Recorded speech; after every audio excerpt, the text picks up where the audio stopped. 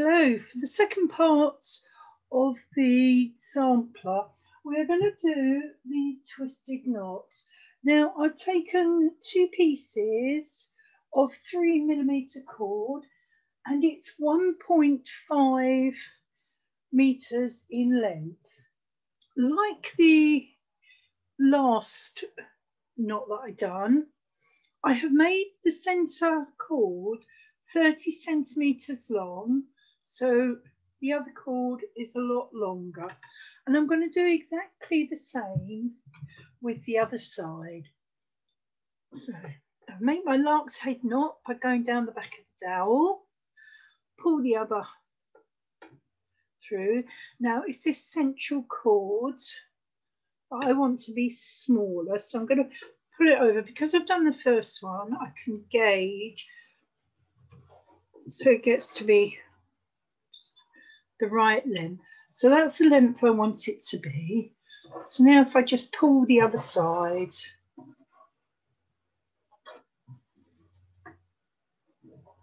right, and now I have 4 cords attached by a lark's head knot. The 2 central cords are the short 30 centimeter cords. The 2 outside cords are nice long ones. So we're going to make a twist knot. A twist knot is just half a square knot repeated. So if you remember how to do the square knot, work it on. Again, I'm going to work from left to right. So I make my C, and then with cord number 4 goes over the top of the C, underneath the filler cords, and then up to the top. Right, there we go. Not too tight, don't want to put too undue strain on it. Then the next one, we just keep continuing with the square knots.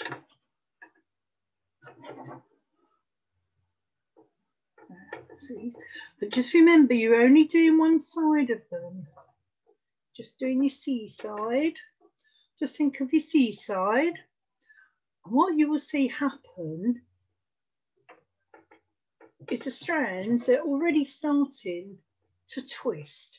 Just make sure you do keep these central cords nice and straight so you don't twist them. The cords that are twisting are around the outside.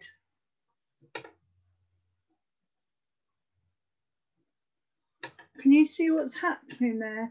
How it's starting to twist on its own accord. So if I just hold it back down, so it's twisting. Right, because it's got to that stage there, I'm now going to just twist it round and start using the cords from the back. So what was cord 4 has now become cord 1, just because of the twisting.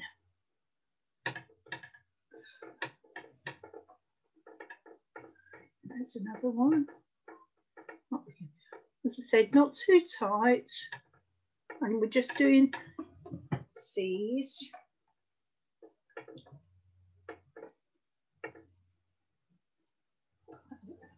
There's a bit of a big hole there. As it gets longer, yeah. You see how it's turning nicely? We'll just carry on doing these C's. And again, it will prematurely twist.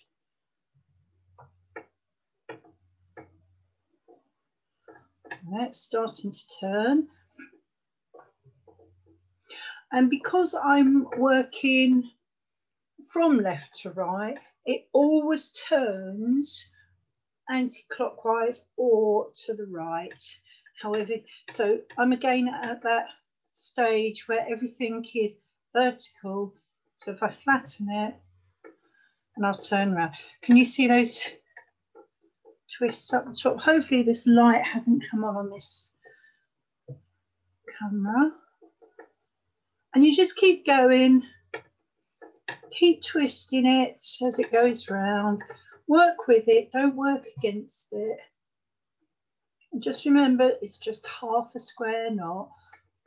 So you've learned today half a square knot as well as the twisted knot and why they twist. Particularly plant hangers, you see the twisted design on. Sometimes if my cord doesn't want to twist, I'll do 5 half square knots and turn it.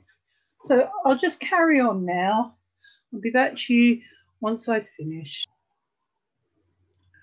Right, I've now finished the entire length of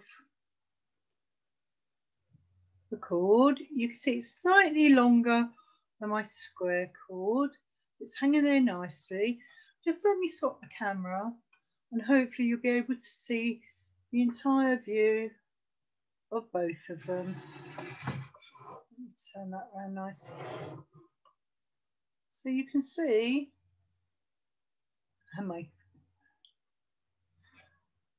you can definitely see the twist. You can see the flatness there. So that's part 2 of the wall hanging.